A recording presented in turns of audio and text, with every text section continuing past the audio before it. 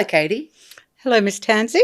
And hello, lovely listeners. Welcome to The Blunt and the Beautiful. Today, like all days, we will be discussing the messy and the magical. And kicking us off today, we're going to be talking about a bit of personal style. And you're looking very stylish. Oh, in thank your you so much. Lots leopard of layers. print. Yes. Layers. That's the key. Yes. Now, I am very passionate about personal style, as she says in her popcorn pink top. It's a bit of a pink theme at the moment. Ladies of the 80s, let's go. Yes. I have a lot to say about this subject, but you lead and I'll follow, my child. Well, can I ask you first and foremost, what does personal style mean to you, my love? Well, as much as people don't want to admit it, the way you dress is how you are communicating yourself to the world, in my opinion. So I think that it's really important that anyone who's followed me on my TikTok knows I got a lot of hate for saying that everyone's dressing the same. So are you all thinking the same? Are you all little clone drones? I said that, and about 3 months later, people then started going, why are we all dressing the same? People don't want to hear it, and I think there's many reasons that people were dressing the same.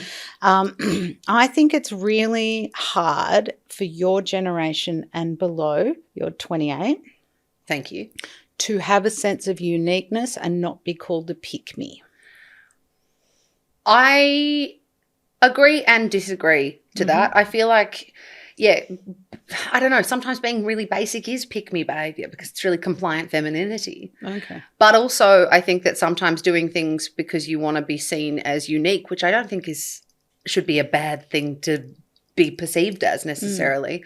Yeah, people do think that that's a bit pick-me behaviour. It's attention seeking. Yeah. And I feel like, that is a bit pick-me, but also in Australia, the kind of tall poppy of it all, it's a bit stand out from the crowd vibes is othering. What would you say, just kind of to get us into the groove, is the difference between style and fashion? Well, style is knowing what works for you. And, Cara, well, she was an amazing stylist. She dresses Tracy Ellis Ross. She dresses Sarah Paulson, who I think make really brave fantastic choices. Yeah. She says that you have to find pieces that connect to the parts of the body that you love. So if you've got great shoulders or great, collarbones, or you've got a killer waist or long legs or whatever, she's like, let's enhance that and own it and be proud of it. Yeah. And I actually really like that concept. I think fashion is fine. I always say don't spend a lot of money on trends. Yeah. Because they come and they go. If you fell into the mob wife trend and went and bought your fake fur coat that literally came and went. Yeah. That trend came and went. Don't fall foul to that. I mean, girls who are going to wear that vibe anyway, it doesn't matter whether it's a trend or not. Oh, absolutely. Like, I know you've always loved a faux fur. I've loved leopard print since I was 3 years old. Yes. And I will continue to wear. I hate it. Good. For me. Well, I don't think I've ever seen you. No, I won't wear it. I won't wear an animal print. Fair enough. Well, and that's different strokes, babe. I'm not like an aesthetic vegan. My minimal queen. Absolutely. No, it's just not for me. I'm only just coming back into prints. Yeah.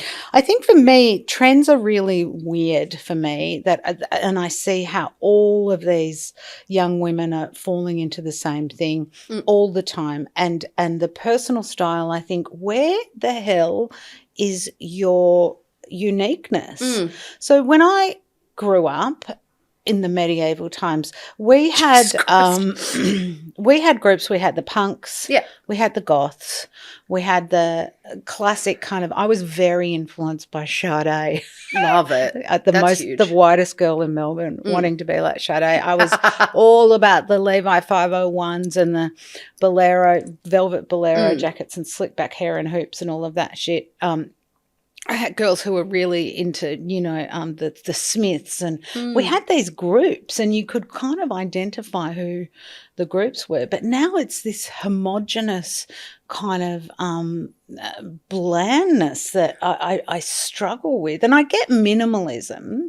I get it. Minimalism is a style, right? Yeah. But it's not necessarily everyone's. No. Statistically speaking. Yeah. You have other interests. But I think that this is the kind of rise of internet community rather than, in real life communities, right? You don't need to find your subculture by rifling through the record shop. Yeah. It's given to you on a platter by an algorithm. Yeah, that's the thing, right? The algorithm has taken away great personal style. It's also, sorry to interrupt you, it's also the idea that your style is discerned from your interests and your likes and your hobbies outside of consumption. Yes. References, people. References, and, nothing's in a vacuum. But also, if you love playing golf, right, you might get really into sweater vests, and then you might be like, oh, I like wearing these when I play golf. Let's see how I can work them into my blah, blah, blah, blah, blah, blah, blah. And it kind of spirals. And from there, that can become a staple in your wardrobe. And it's not a staple in the sense that it's, a basic to every person on the planet. It's not a black long sleeve necessarily, but your staples are the pillars that hold up your style. And it's what influences you. So for me, growing up with Pretty in Pink, Molly Ringwald's character, Andy and her friend Ducky, they were all vintage, and they were the record shop. Yes. And her friend who had the incredible vintage wardrobe. I mean, that was the first time that I'd seen, kimonos as a jacket and, army bags and kind of this really cool aesthetic that I was like, fuck, I just want to be eclectic. that. Really eclectic. And I was really influenced by that. And I guess in some way was that the algorithm? I don't know. Yeah. Breakfast Club, I remember reading that Molly Ringwald's character was taken to Ralph Lauren and they said, we need you to dress her like she is, the upper 1%. So she had those stunning boots, which would still play now. The whole outfit would. The whole outfit was fucking timeless, right? It was gorgeous. Those boots are incredible. And the cord skirt and the pink linen and the aviator jacket, like that was massive. But then you had Top Gun, right? There was a really big push for the aviator leather jackets with the patches on them. Absolutely. Even the glasses when what's the Maverick? Yeah, the Maverick. I clearly am a huge fan of the film. Let's play volleyball on the beach. I've only seen that scene. The most homoerotic scene ever. That's the only scene I've seen like a pervert. But, yeah, people love an aviator glass. Yeah, they do. And they're kind of synonymous with Tom Cruise, that maybe there was a lot of influence then, but now it's and maybe it's the vacuum I'm in, but, the LTK and the whole kind of look of trying to be the, Jerf Avenue girl, when that was massive, regardless of her issues as an influencer. It did teach me how to blow dry my hair correctly. I will say that trend cycle. So, give her flowers when they are due. Yeah. But, you can pick and choose, right? You can look at an aesthetic that pops up for yourself and go, oh, this all doesn't resonate with me, right? And trend cycles and micro trends and whatever, the turnover is so fucking fast that you pick and choose what you like. And if it resonates with you, it will become a staple. There's a Melbourne-based TikToker who does a lot of fashion content who I really like, Elsa Ray. I like her too. Who did a series where she called it No Boring Basics, No Boring Outfits. Okay. And it was all about how she has like a really eclectic, really cute, like fun style, right? And her whole thing is that, if you want to just wear a white singlet, that's fine, but you could buy a white singlet that has an interesting cut. Yeah. And then the white singlet in your wardrobe is cut really well for your body and looks really nice and it elevates your outfit. Yeah, but because, when I was a kid, we got taught to sew at school and that's not, now you have to, learn about the stock market, darn your own socks, girly. Yeah. No, but it did teach you about, the cuffs and overlocking and things like that. And one of the things that I see commonly is people don't know what good quality looks like. And they also don't know how to care for a garment. That's a big thing. So I recently talked about a pajama brand that I bought with my own money. I said, everyone's talking about, I'm going to try it. And I did. And there were 50-50 comments. Women over 45 were like, these are great and they wash and wear forever. And under 45 were like, mine are all shrunk and falling apart. And I was like, that's are a you care reading issue. the labels? I mean, we, as a mother-daughter duo, did in fact have this conversation last night where I said, oh, one of the tops I love that it's like a split-coloured top. One of the darker colour has bled into the lighter. And Mum was like, did you read the label? And I went, no. Yeah. But yeah, that's a thing too, is the personal style, the trend. Someone said on about an influencer group this morning I was reading online, they said, oh, their only talent is hyper consumerism. And so one of the things I struggle with the personal style story is, hi girls, what sneakers are we wearing this summer? And I'm like, whatever sneakers you want. Yeah. Do you have high arches? Do you need help with your, like, why? Like the Samba trend. Do you remember I used to send you videos of girls falling over in Europe in their Sambas because they have zero grip? I did, just girls sliding down cobblestones in the Netherlands. I wore my Sambas last year in Brisbane. And my partner and I walked, I think I hit 23,000 steps in a day. And we got home and he was like, do you want to go do anything after dinner? And I was like, stop making me walk places. In these silly shoes. Oh, my calves were on fire, girls. It was just diabolical. So that to me is, your sneakers should be the sneakers that speak to you. Yeah. And that fit for you, and you're not going to end up at the podiatrist like... I was a bit shin splinty after that one. I will not tell a lie. But like a meme. Yeah, but also it depends on what cut you like. Do you want a slim cut sneaker? Do you want a fucking chunk? But do you think they sneaker? ask that because they're scared that they're going to choose the wrong sneaker and aren't going to get picked last? But we're not in year 10. So fucking you tell them, mate. You have. You won't stop telling them. I know, they love me.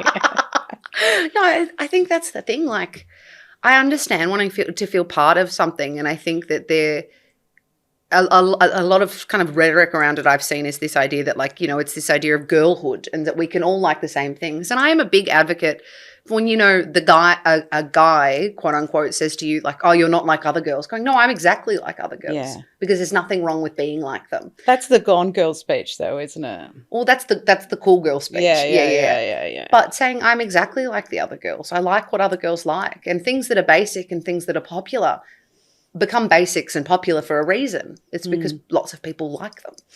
And I don't think that being true to your personal style means that you have to be a maximalist or deeply eclectic. You like quite preppy and classic things. Always have. But that's what you actually like. It's not because but I on grew trend. up with a guidebook of how to be Sloane. I had six scrapbooks filled with pictures of Princess Diana. Yeah. I lived and breathed with a Tatler and a Harper's and Queen and an English Vogue. Nancy Mitford was my favourite author until I realised how problematic she was. You know, I grew up in that environment and really tried to emulate it, and it became my thing. Yeah. I try and branch out a bit more now. Okay, well then can we talk about this? What are phases you went through? What personalities and aesthetics did you try on as you went for this? Well, I remember when I first went op shopping with one of my besties, Anna, and we went to an op shop in Blackrock, which, you know, was retirees, and it was back in the day when everything was 50 cents. And I wanted a navy blue blazer with gold buttons because I thought I was Thurston Howell III. Like, what is this? Anyway, what is this fucking blazer? We went to the op shop and I got a Christian Dior blazer for 50 cents.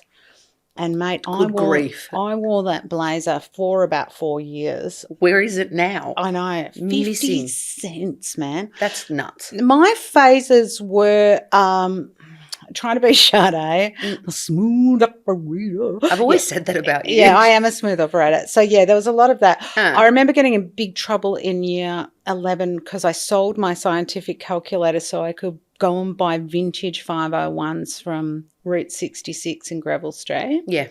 Didn't regret it. And Mum fucking went. You've not done an equation since, though. No, but that was the only equation I needed, and I wanted those jeans more than anything else. My thing was always trying to be the first with the latest. Yeah. So I remember I went to school with a girl who became a Vogue model. Fabulous. And okay. yeah, and she had black Levi's before anyone else had because they were only available in Europe. I went to Paris that summer, hello, and do you think that I made my mum buy me black fucking Levi's? Yeah, I did. I bet you And did, I came back with a platform loafer and black Levi's, and that was You're it. jacking my style now. Yeah, all right. I was fucking that. In year 12, I remember modifying my school uniform. Gossip Girl Diva. Yeah, modified my school uniform because I didn't want to be like everyone else. You wore a little cardigan, didn't you? I wore a cardigan. I wore a black headband like D-Light, and I wore a Country Road black stocking with platform loafers and hoiked my skirt up like no one else's business. God, it's so hard when you realise that everything's just a generational curse. Yes. I had a very similar trajectory as you were present for. Yeah. Yeah. That's very interesting. And the cool girls we had to wear grey shirts, but the cool girls wore their dad's white business shirts. My dad was a fitter and turner, so I couldn't wear that. So I used to wore his coveralls. Yeah. So his dust jacket. So I used to go to the op shop and buy, beautiful old white shirts and wear that. So my thing was about trying to be different. I did go through a phase of wearing vintage, and I wore a 1940s beautiful green silk dress with a little green fake Chanel blazer jacket thing from the op shop, and my old school hat, which was green. And I came out, and my dad asked me for a Zone 2 ticket. Jesus, so all aboard. I looked like a fucking tram conductor. Oh, that's so funny. It was so bad. I looked like a walking avocado. It was you really bad. Like sea glass, like a beer bottle diva. Yeah, that's so funny. I've tried things, but I always sort of wanted to be of it, but not in it too much. I didn't fall for trends so much. But your generation is different. I mean, what is personal style to you? Personal style is what resonates with you. Like as an individual, I think that's what's really important, and it can come from I feel like it's often an amalgamation of 1,000 different, quote unquote aesthetics or styles. But personal style to me is just wearing what makes you feel like you are presenting the person you want to present. Yeah. And whether people like that or dislike that is kind of irrelevant. But if you put on your clothes in the morning or, groom yourself in whatever way you want to look presentable, and you are happy with what it says about you or how you feel in it, then the reception of it is kind of no one else's business. Yeah. I think it's the trouble for me is if how you present yourself to the world is how you want to be perceived. And maybe you do want to fit in. Maybe you don't want people to look at you. But then you're like, oh, no one's listening to me. No one's noticing me, those sort of things. I mean, I'm always a fan of being overdressed. Of course. Yeah, because I've got somewhere better to go later. Exactly, the old Oscar Wilde, man. Yeah. It's like, you're dressed up. Yeah, I've got a thing later. Yeah, exactly. Yeah, you just look like shit, but I wouldn't say that. But I wish you would. Yeah, it's interesting, isn't it? And I think personal style can be taught. I've got a friend who, got a job at a very beautiful boutique in a university. It was a friend of hers worked there. She got her a job, and she went from just being kind of standard to being the best dressed of my friends now, without a doubt. And it was because she got taught by the buyers at the fashion boutique on how to wear things. Oh, great. And that to me was like, I loved watching, the things she would put together because I didn't know how to do that. Yeah. And that's kind of really powerful. I mean, what were some of your phases? You had a skater skirt phase. That wasn't a phase. That was a lifestyle. Yeah. I had there was a cobalt blue skater skirt I got at some piece of shit boutique on Chapel Street as I sipped my Gloria Jeans frappe after school one day, and that one was high rotation for a good little while. That was a lot to do with coming of age in the early 2010s, late 2000s. There was a lot of colour blocking then. A lot of colour blocking, a lot of 2009 does 1960s, that kind of twee, indie sleaze mod thing. Dangerfield? Danger Zone, absolutely. No, you had a very pretty dress from there with fireworks all over it. That year 7 boyfriend gave me the voucher for, Oh, and no. a lovely elastic belt with 2 swallows kissing. Oh, that's right. Yeah, you went through a wheels and doll baby phase too. That was, I think, I can track that was trying to understand my body as it Right. changed through puberty, and I got boobs and a bum really so you became quickly. a pin-up girl. Literally, I was Yeah. like, I'm going to finalize my divorce and open my cupcake business soon. I'm a pin-up doll. She's going on the road Me with in her year caravan. 7, Yeah. being like, I'm going to get a bump it and call it a day. Yeah, I found a photo of you at Borders wearing a wheels and doll pink singlet with the logo on the front, like cigarette pants and a fucking massive thing. You were like year 7. What I've got kind of rocking today. You pick and you choose what works, don't you? No, but I was like, good on you. Yeah. I think I bought you that because you were really into like tattoo sort of 50s art at the time. Yeah. And I thought it worked for my body, which it did. I don't know why I felt I had to. But you weren't like dressing like anyone else. No. I feel like I've had moments where I really wanted to fit in. There's one that really springs to mind, which was driving to school for a casual clothes day with you when I was maybe in year 9 or 10. And I decided midway on the drive that It was year 8 actually. Oh, well, that's better because I was younger, so it's better. But I simply hated what I was wearing, and it was your fault for some reason. Natch. But it was your fault. No, and I pitched some sort of fit in the car until you took me to Big W, and I put myself in a terrible pair of blue skinny jeans. And I don't mean blue denim. I mean blue like paint. Yeah. Avella. They were massive at the time. Big W was rocking. Coloured skinny jeans. All you girls wore them. And they were very cheap. So the mums just went, yeah, sure. And a black oversized jumper that made me look like a cannonball. It was actually yours from Decuba. Deck jubber. Yeah, it was my deck jubber top. That I wore in a drama assessment in year 10 where I played a cannonball, by the way. Just for people interested in the law. Sorry, spat. I thought I was so funny on the cannonball of it all. Yeah, but that was a moment, like, I think around year 8, I suddenly was like, oh, I have to wear what everyone else is wearing immediately. That was really hard for me to watch that for you, to go, fuck, but you're not like everyone else.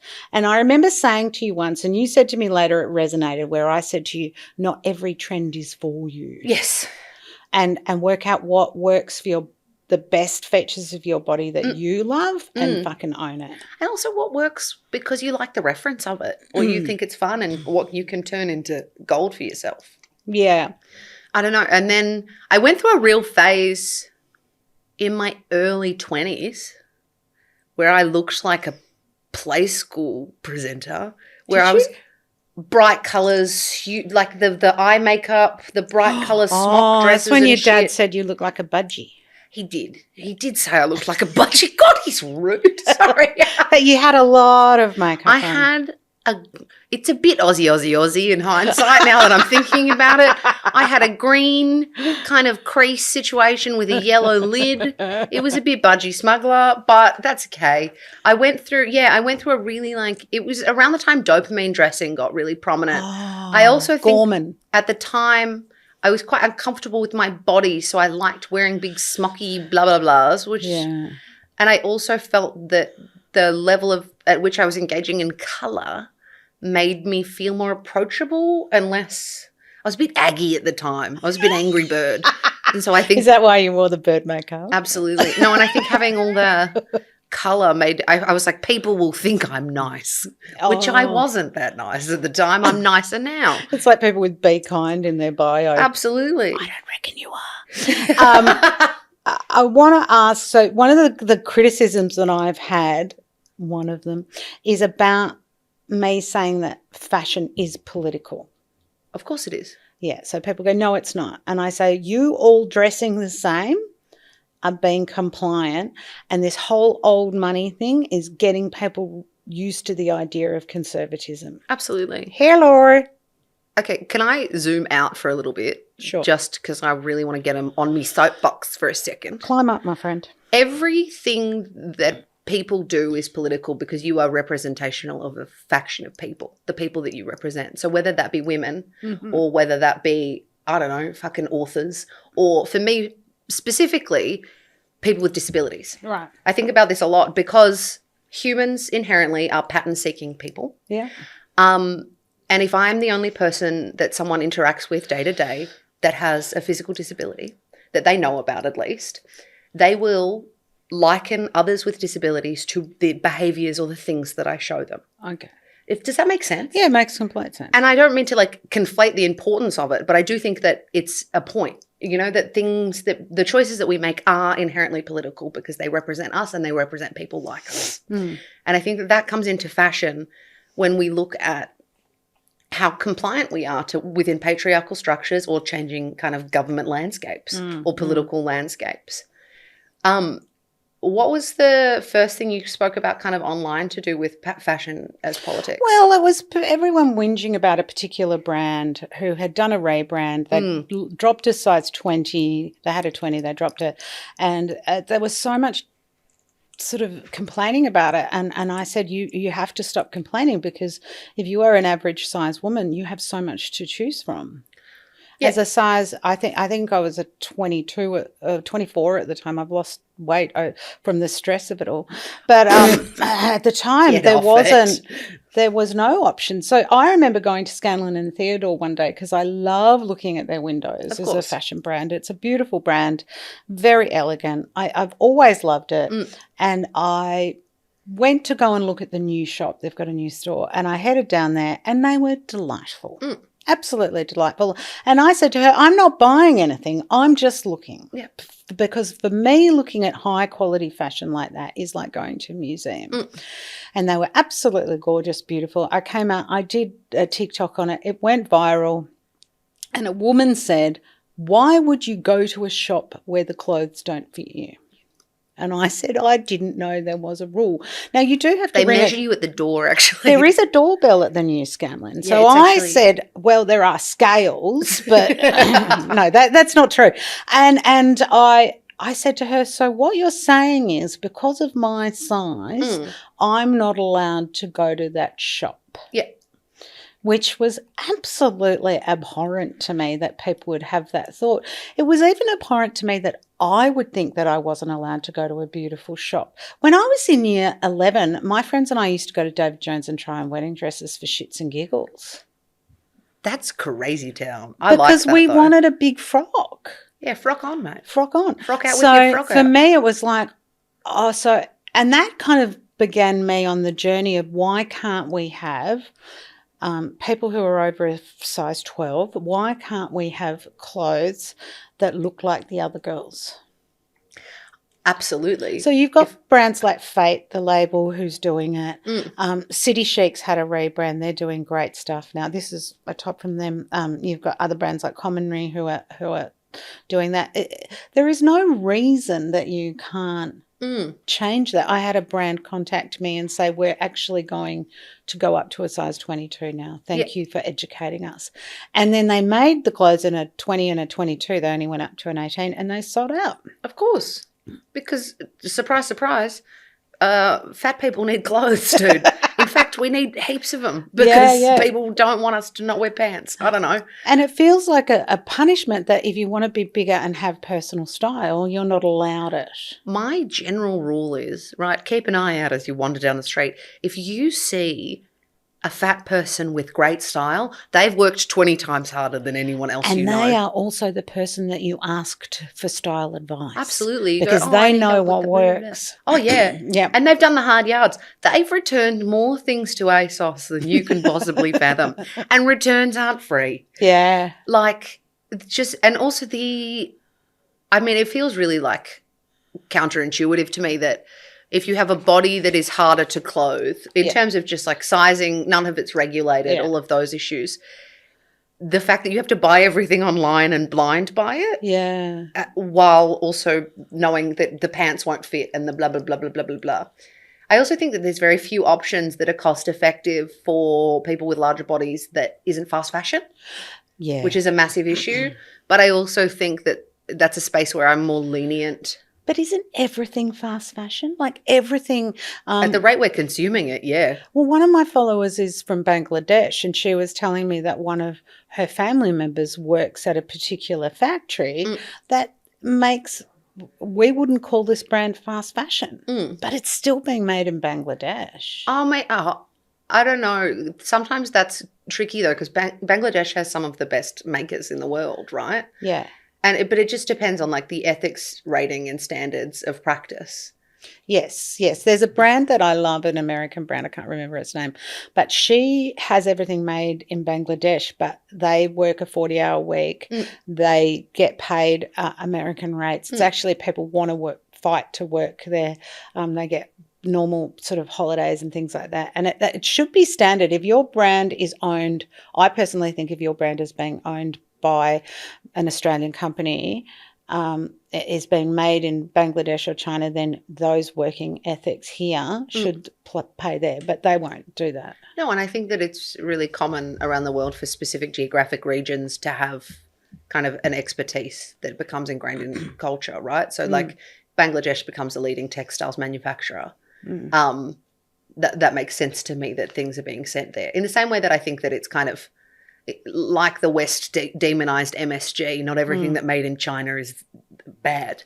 Well, it's interesting. I was talking to a friend of mine who is a fashion designer and quite a well-known one, and I said to her, why are the Australian brands, these we're made in Australia particularly, all have these shell tops, these shell, and she said, because it's only 6 seams and it's really easy to make here. We've got a seam allowance, my friend. But when you go to China, the machines and what they're capable of doing, we don't have here. No, the technology is fantastic. Yeah, a friend of mine had a knitwear brand for years, and she used to say, you don't understand what the machines can do over there with the fibres and the, particularly say cashmere and things like that. Oh, absolutely. Anyway, we're getting off track. I want to ask you, going back to fashion as self-expression. So when I was doing some research for this, a couple of things came up. The first one being the colours of the suffragettes. Yep. Which is white, purple and green. So green is for hope and new beginnings. Purple is for dignity and loyalty, a very royal colour.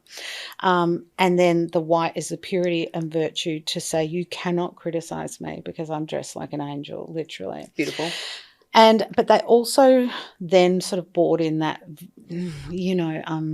Virginia Woolf style of no corsets and even pants. And I mean, that in itself is political. Wearing pants, someone fought for you to wear your pants. Oh, absolutely. It's a massive thing. I feel like, I kind of resent the idea that people can think that fashion or self-expression is apolitical. I mean, not to be a bit of an asshole about it, but I feel like that's a pretty privileged position to sit in. Yeah. To think that how you represent yourself doesn't matter. It doesn't have to be everything about you. There's 1,000 things that are more interesting about you than the top you chose to put on today. Yeah. That's fine, but you can't also tell me that it's completely irrelevant. Yes. Yeah. Something we've talked about recently, kind of in the antithesis to the suffragettes, is the rise of, and I'm not saying that everyone who kind of works within the clean girl aesthetic or the trad wife aesthetic is an anti-suffragette, by the way. Don't clip that. But what I am saying is that the kind of the trend of compliant femininity with the rise of kind of more far right and fascist political agendas is really concerning. Well, it's like the cottagecore, it's absolutely based in, the kind of ballerina farm energy around, being a traditional homemaker and Nara Smith wearing those over-the-top outfits. And I know a lot of it is satire, but there's also, when you go and do the deep dive on it, everything has meaning. Oh, absolutely. You and I were freaking out the other day over Pretty Little Things rebrand. Pretty Little Thing that kind of, that's fast fashion. Yeah. But really iconically has been like a space where plus size women can buy fun going out clothes. But yeah, it's like an affordable space where people can buy clothes that show off their bodies, clothes that show off who they want to be. Not anymore, mate. No, now it's all buttons, linen. Like, it's crazy. Trench coat button to the top, man. Oh, my God. No, but it is Me and my ballerina, Lily Rose Depp ballerina shoes. But, like when JFK was shot, Jackie went to the hospital in that iconic pink Chanel suit and they said, are you going to get changed? And she fronted the media and she said, no, I want them to see what they've done to him. And she was covered in his blood. That's brain. Fantastic. I mean, not that JFK that is a was political shot, statement. Oh, it's huge. It's a massive political statement. The rise of lipstick. The rise of lipstick after World War II or during World War II. And the rise of lipstick as, I think it was the American government that were like, put on your red lipstick. Yeah. This is to say so we won't be silenced. So that's happening again in America at the moment, is women wearing red lipstick as an act of rebellion. That's fantastic. It is it's fantastic. Not fantastic that it has to happen, but... But it's always swings and roundabouts. So, I kind of predicted that we would be going into maximalism. And we absolutely 100% are. But maximalism is also camel coats and loafers and, sort of classic looks that will never go out of time. This is why the rise of gold is massive. People are buying gold again because the share market's tanking. It's all connected, and your personal style is all connected. If you want to have a say about anything at the moment, particularly in politics, if I was in America, I'd be doing it through my fashion. Of course. You have to, especially when it's not safe to, you were telling me this morning about person who was protesting at Columbia University and got his green card revoked. It's not safe to kind of practice your activism outright for some people with specific... I think badges and pins are going to become really popular as personal style too. That's fair, yeah. So let's talk about reference points, because one of the things that we need to discuss is that if you are leaning so far into an algorithm to tell you what sneakers to wear, I worry that you have zero understanding of where it comes from and where that look comes from. So Alessandro Michele recently went to Valentino from Gucci. Yeah. He did an incredible show. It is a piece of theatre. I would actually urge you, if you're into fashion, to watch the entire show. It's a statement. And he had words running. He had all the words that he had listed for each look running on a ticker tape behind the models. Yeah, and it's amazing. Incredible. He had incredible music, blah, blah, blah. But when you went to the fashion show and sat down, everyone got a stack of paper that was bound like a PhD. Yeah. And for each look, he had a list of about 20, 25 words that influenced that piece of fashion. Now, as a word nerd, that thrilled me. You should TM that. That's huge. Word nerd. I was like, if anyone went to that fashion show, can they give that to me? But they wouldn't, because I don't know anyone like that. I reckon in 7 years you'll find it on eBay. Yeah, for a shit ton of money. Oh, yeah. But why it was, and when you read his whole thing about the personal style and what he's doing and all of that, it's there's so much subtext in it. And there are words like the Lady and the Unicorn, which is 6 tapestries that were from France around 1500, and they all invoke the 5 senses. And then he's got words. He's got the Van Eyck. He's got the Canterbury Tales of Chaucer. He's got the Prioress from Chaucer. He's got incredible hymn references and cloisters and Flemish and like. If I was a lecturer at fashion, I would say go and read on every single one of these and tell me about it. Well, this is kind of goes back to what we were talking about before. Because it's not in an LTK. No, well, this is it's what we were talking about before, with the idea that, real personal style that is specific to you and who you are is based off your hobbies, your interests. Yeah.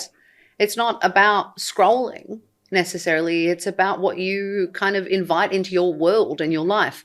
I mean, not to fully nerd is the word to you, but I'm a theatre girly from way back, and that's dramaturgy. Yes. Everything is a historical reference. Everything has context. Yeah. Nothing exists in the ether or in a vacuum. It all has lineage, because how did we get to where we are without it? That's what evolution is. Yeah, and so much of his stuff was around words, around pilgrimage and chains and modernism and stonings. That's what I wrote when I put on my shoes nature today. of decorum. And Yeah.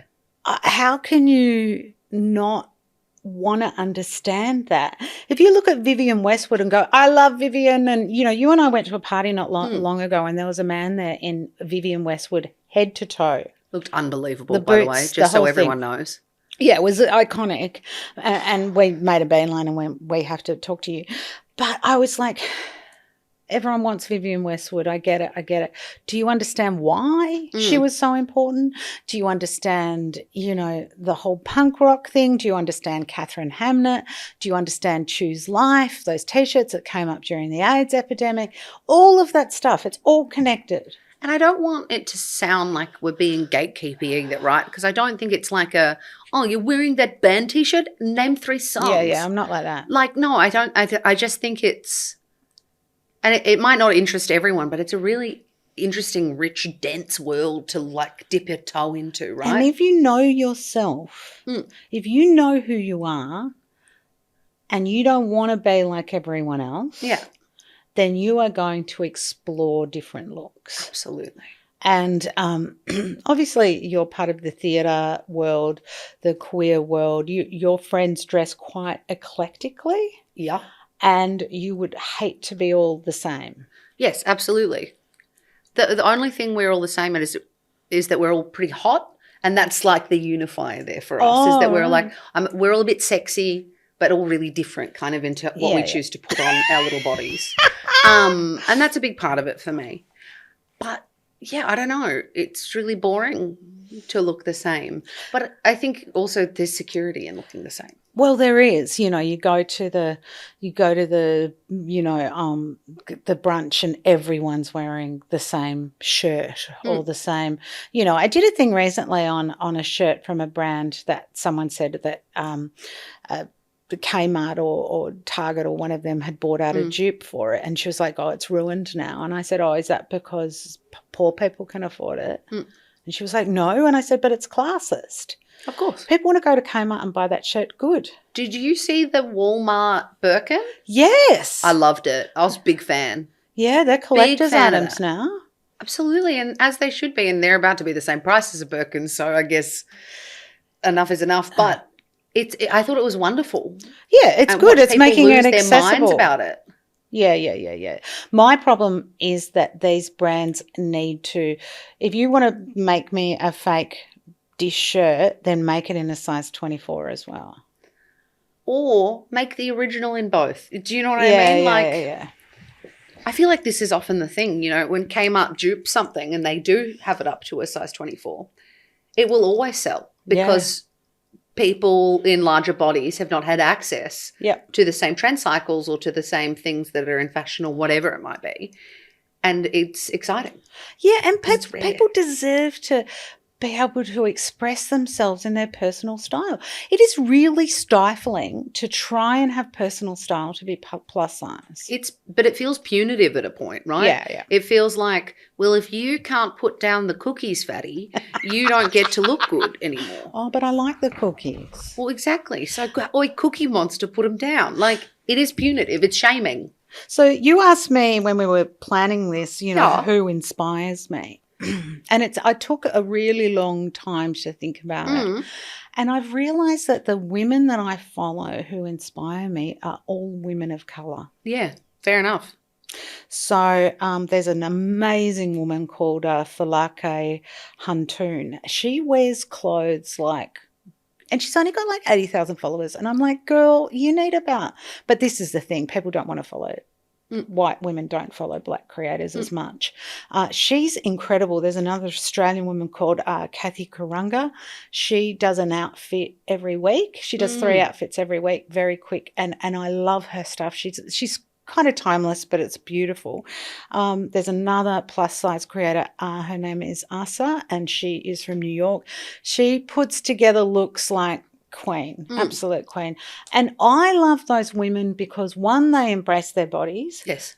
So Falake is not plus size. And she's very tall and slim. She's kind of a David Bowie-esque vibe. She pulls looks together like Doechii. Love. I'm like, see, Doechii. Yeah, unbelievable. I don't know if you saw her Paris looks. They were incredible. Unbelievable stuff. Really fucking brave and well-styled. And so transformative. I don't know. And so referential. This is the thing. Yes.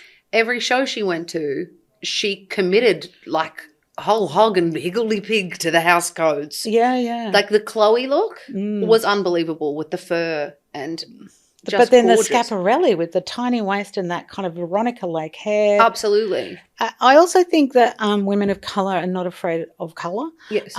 So they will put colours together that I go, fuck, who knew that pink and burgundy look so good together? You know, like amazing. It's this kind of... I also think the body types thing is, you know, white spaces have a preoccupation with thinness.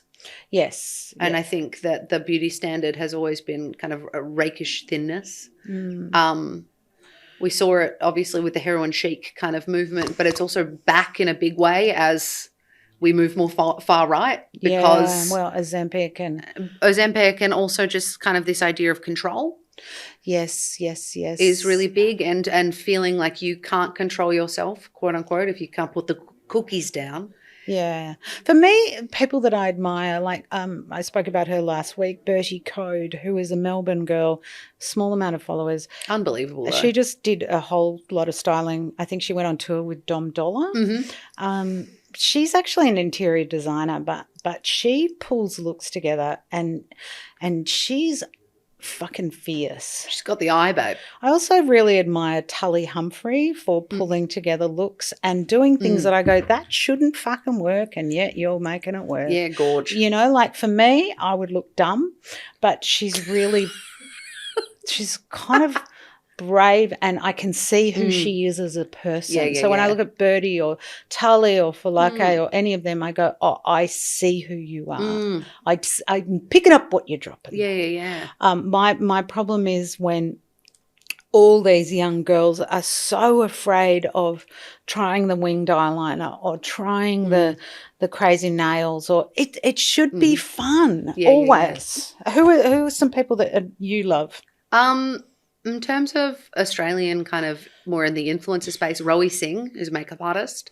I think she's Sydney-based. She's unbelievable and does these kind of crazy man repeller makeup looks that are so maximalist and like covered in studs and rhinestones and glitter on her, like shave her eyebrows off kind of vibe. There's another fashion influencer called Carmen. Her handle is actually Zig's Mom, M-O-M, and she is so cool. She's also cute as a button and does a lot of playing and does a really good job at styling the staples in her wardrobe rather than just being like, whole time, I'm doing a haul. Yeah, and having fun, like going, this is a Camilla and Mark top, but wearing it with some, I don't know, vintage I got these at the market. Kmart linen pants. Like. Yeah, exactly. Celebrities... Divine, Randolph Joy Randolph. I've gone a blank in this moment. Yep. Her red carpet fashion is unbelievable. Right. The way she has things tailored to her body is actually exceptional, and she has a larger body and she is styled so immaculately and she takes such huge risks, but everything always looks so beautiful and tight and gorgeous, and I'm just obsessed with her. I don't think I've ever seen her have a bad red carpet look, which I actually can't say for pretty much anyone else in the world because I'm pretty rude. Yeah, not as rude as me. Well, that was a great conversation. I enjoyed it a lot. Yeah. And thank you for sort of bringing your views to this. And you too, my love. Oh, no, my pleasure. So next week we're talking about friends. Yeah. Gotta have friends. That's going to be interesting because you and I have got a lot to say about that. Like, we've got a lot to say about everything. And heaps of friends. And heaps of them. All right. Thanks, mate. See ya. Boring.